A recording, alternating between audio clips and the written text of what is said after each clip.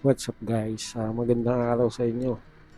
Samahan niyo ako din mag-grind today.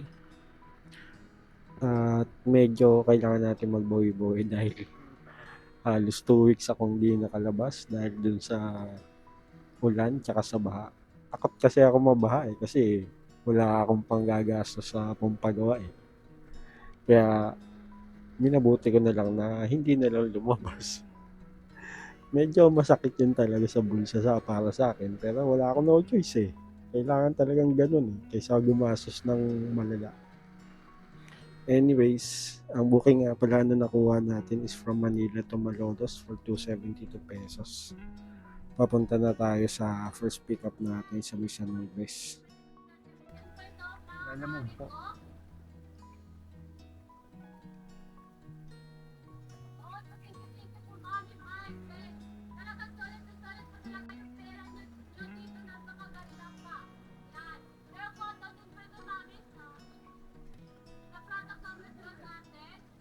Alam mo po.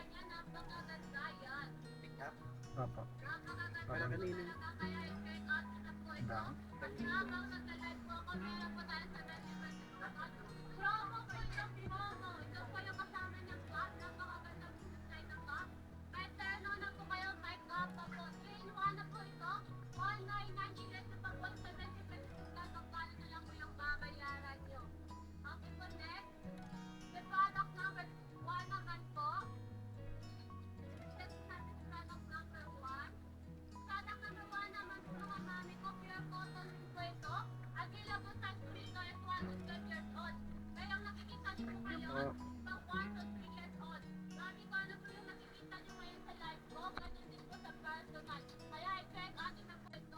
Thank you. Yun, first time ko nakakita ng live na nagla-live selling. Ganun pala yun, ang galing ni Madam. Napakasipag, napakahusay.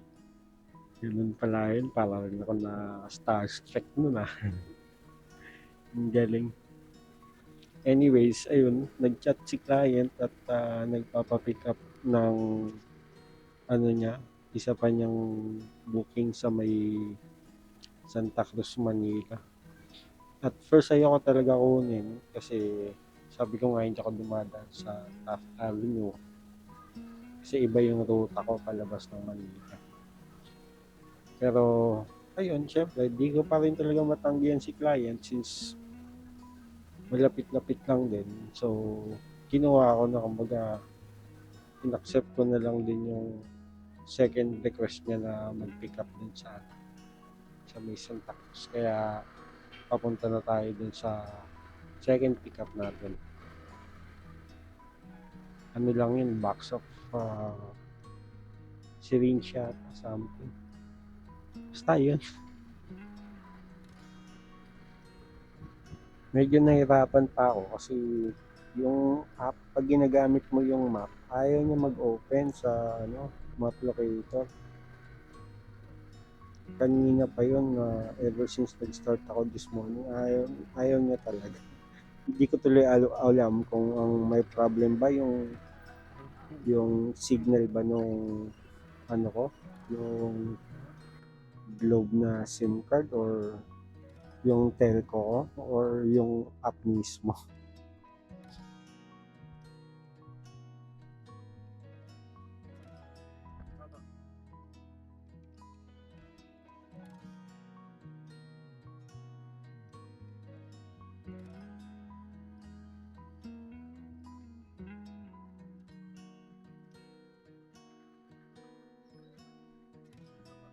Nakita ko sa'yo.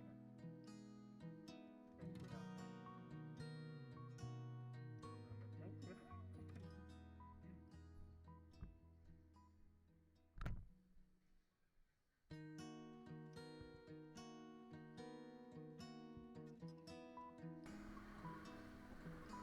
So ayan, biyahe na tayo palabas ng Manila para makapag-drop off na tayo sa Bulacan sa may Malolos. Ang problem ko pa rin talaga uli is yun nga, yung map locator. So hindi ko magamit. Hindi ko kabisado tong area nito. So hindi Hindi ko ma-figure out kung saan ako lalabas kaya ang tagal ko diyan na ilang minutes akong nagko-configure kung paano. Tapos ang ginawa ko na lang is nag-restart ako ng phone. Ayun, swerte naman at gumana after ko mag-restart ng phone. So ayan, di na natin pinatagal. Nirating na natin itong Malolos para makapag-drop na tayo. Medyo maaga tayong nakarating. So binilisan ko nilang yung ride ko. Kasi parang nagbabadya yung ulan. Kaya ayoko naman kabutan na naman ng ulan at baha. Kaya minadali ko talaga. Mahirap nang mabaha. Ayun.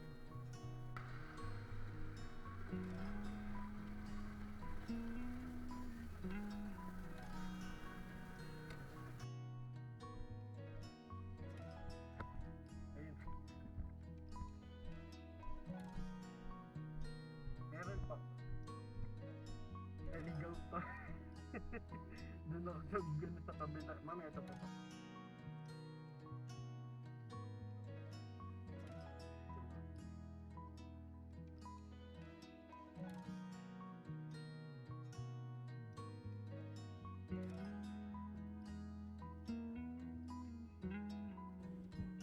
So yun, sabi ni client magsisend na lang daw siya sa Gcash. So umalis na ako. Then pagdating ko dun sa ano ko, motorcycle ko, na-receive ko na rin agad yung Gcash payment. Ginawa niya ng 550 yung payment niya from 272 pesos. So halos double booking na yun nang hindi ko naman pinas sa kanya. So thankful ako kay kasi nagpusa. Swerte ka talaga pag nakakakuha ka ng mga ganun kababait na client na may initiative din sa nakakaunahan. So dito na tayo nakakuha ng booking natin pabalik. Dito sa tinatambayan ko sa may malapit sa Malolos Crossing. Bali ginawa ko, bumili muna ng 2 pirasong pandesal. So habang nag-aabang ako ng booking dyan sa tinatambayan ko ngumunguya na ako ng pandesal. Tapos ayan, pinuntahan na natin itong booking natin na from Malolos to Diliman for 223 pesos. Yun nga pala, napakabait ni Sir, yung driver no nung truck na yun na Ford. Nag-yield pa siya sa akin. Na-appreciate ko talaga yung mga ganong kasabay na motorista sa kalsada na mabait at nag-yield sa mga katulad kong nagmo-motorcycle. Na-appreciate ko yun, Sir. Shoutout sa iyo. Thank you po. So ayan, nirating na natin itong pickup natin. Isa to sa mga favorite na pickup ko lagi dito sa Malolos. Madalas kong inaabangan yung mga bookings nila kasi alam ko na puntahan at malapit lang. Tapos walang hassle yung sa kanila, pickup sa kanila. Although ang madalas na booking talaga dito sa kanila is Quezon. So yun, perishable yun. Ang problema lang doon, kailangan itakbo mo rin siya halos agad-agad kasi pwedeng masira yung cheese na yun kung tatagal sa'yo. So dapat may takbo mo rin siya as soon as possible. Kailangan.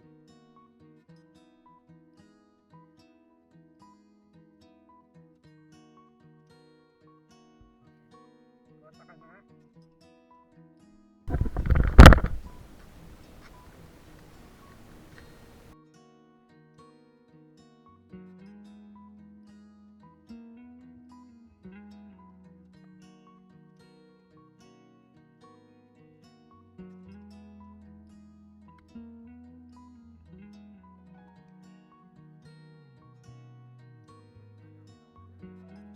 shoutout nga pala dito sa dalawang kapwa natin, Kalala Move Rider, na nakasabay natin dito sa pickup sa Malolos. May nakuha ka ng booking. Sa Manila na ako eh.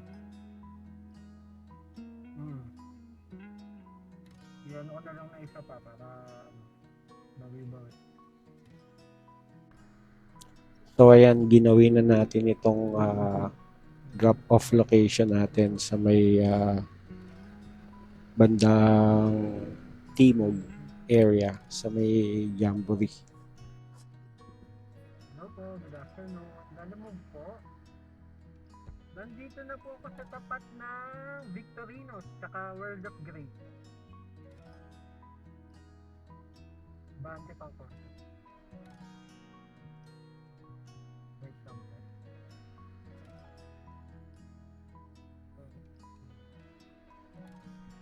Ito po pa diretso. Nakatayo ka. Ayun, nakita lang. Sige po.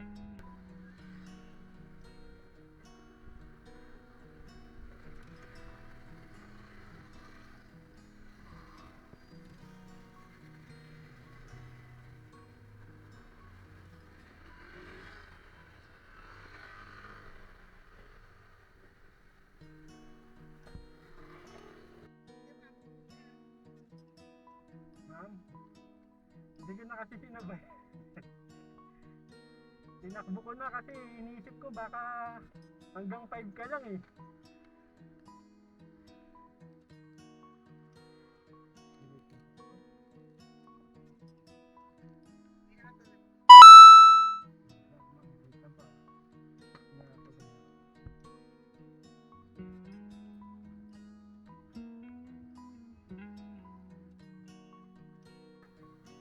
Naisip ko na rin, sabi ko baka ano, nasa office ka. Salamat po, ma'am. So ginawa na ni ma'am na 250 yung payment niya sa atin. So meron tayong around 27 pesos something na tip. So malaking bagay na yun para sa akin. Kaya na-appreciate ko yun, ma'am. Salamat po.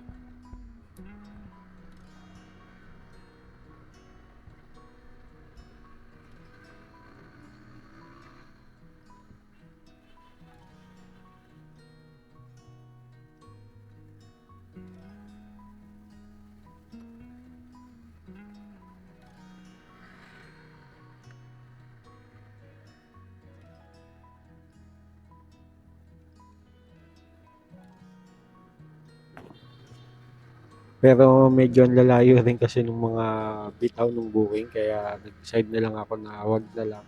So naisip ko na dumiretso na ako dun sa bilihan ko ng ulam para makabili na tayo ng ulam sa may dark sa tapat ng Lokban Elementary School. So dito rin ako bumibili ng gulaman, pang refresh ba. Kasi uwi na tayo para makapagpahinga at makapag-edit ng vlog. Itong vlog na i-upload natin for tonight.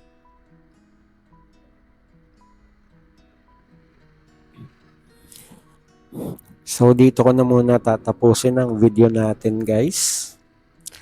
I hope na nag-enjoy kayo sa panonood or at least nakarelate man lang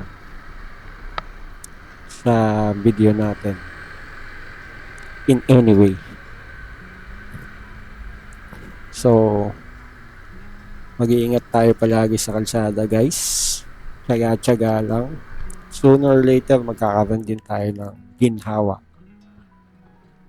Diyos ang bahala sa atin, ika nga. So this is RS Papi. Ride safe palagi. And see you on my next vlog.